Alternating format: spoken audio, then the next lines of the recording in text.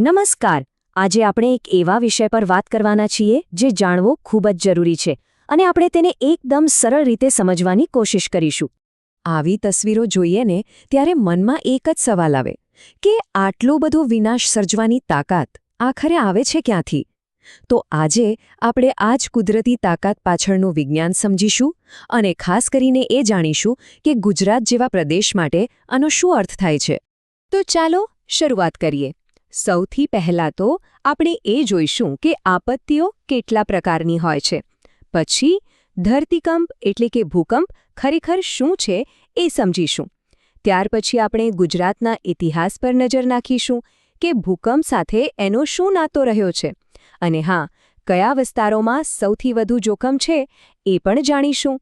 અને છેલ્લે સૌથી અગત્યની વાત કે ભૂકંપ આવે તો બચવા માટે શું કરવું જોઈએ. ઓકે, તો સૌથી પહેલાં એક વાત સ્પષ્ટ કરી લઈએ. બધી જ આફતો એટલે કે આપત્તિઓ એક સરખી નથી હોતી. એને આપણે મુખ્યત્વે બે અલગ અલગ કેટેગરીમાં મૂકી શકીએ છીએ. એક છે કુદરતી અને બીજી માનવ સર્જિત. અને અહીંયા તફાવત જુઓ કેટલો સ્પષ્ટ છે. એક બાજુ છે ભૂકંપ, સુનામી, પૂર, આ બધી કુદરતી ઘટનાઓ છે જેના પર આપણો કોઈ કંટ્રોલ નથી. અને બીજી બાજુ છે આગ, કોઈ ફેક્ટરીમાં અકસ્માત કે પછી હુલ્લડ, જે ક્યાંક ને ક્યાંક માનવીય ભૂલો કે પ્રવૃત્તિઓનું પરિણામ છે.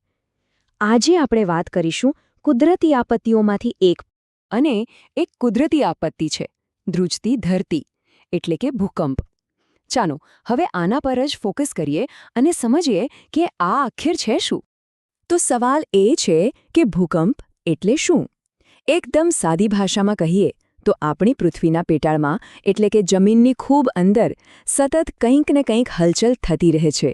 અને જ્યારે આ હલચલને કારણે અચાનક જબરદસ્ત ઊર્જા છૂટી પડે ત્યારે જમીન ધ્રુજવા લાગે છે.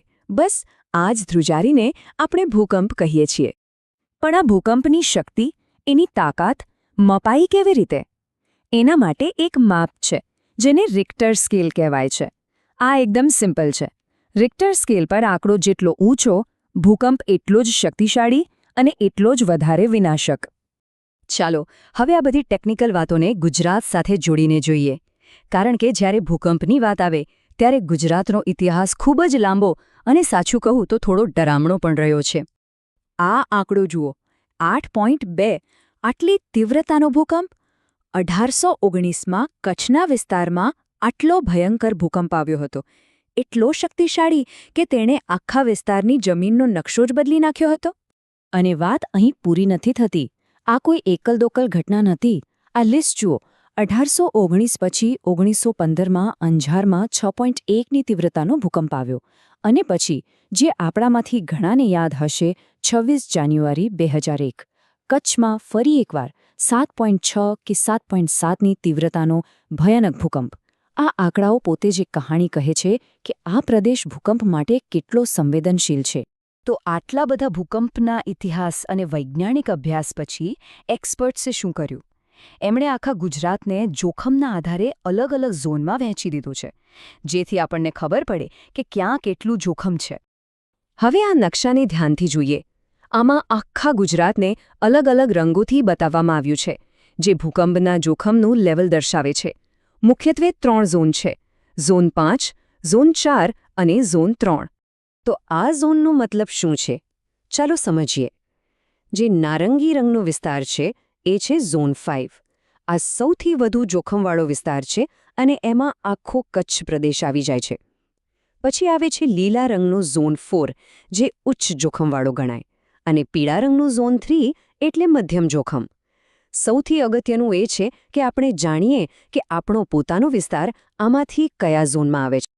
ઓકે, તો આપણે જોખમ વિશે જાણી લીધું, કયા વિસ્તારો વધારે સંવેદનશીલ છે એ પણ જોયું.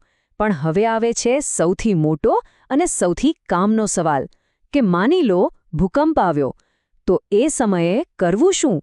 પોતાની જાતને બચાવવી કેવી રીતે? જુઓ, અહીં કેટલીક ખૂબ જ સરળ પણ જીવન બચાવનારી ટિપ્સ છે. શું કરવું? જો ધ્રુજારી અનુભવાય તો તરત જ કોઈ મજબૂત ટેબલ કે બેન્ચ નીચે બેસી જાઓ. જો બહાર હોવ તો વીજળીના થાંભલા અને તારથી દૂર ભાગી જાઓ. અને હા, સમાચાર માટે રેડિયો ચાલુ રાખો. અને શું બિલકુલ નથી કરવાનું? સૌથી પહેલાં તો ગભરાટ ફેલાવવાનો નથી, બૂમાબૂમ કરવાની નથી. જો કોઈ મોટી બિલ્ડિંગમાં હો તો ભૂલથી પણ લિફ્ટનો ઉપયોગ ન કરો અને વીજળીના ઉપકરણોથી દૂર રહો. એક વાત તો સ્પષ્ટ છે, જોખમ તો છે જ.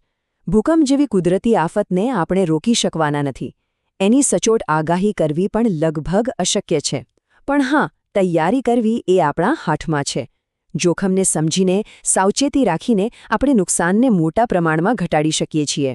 તો અંતમાં એક સવાલ આપણે બધાની સામે છે. જાણકારી મેળવવી એ તૈયારીનું પહેલું પગથિયું છે, એ વાત સાચી.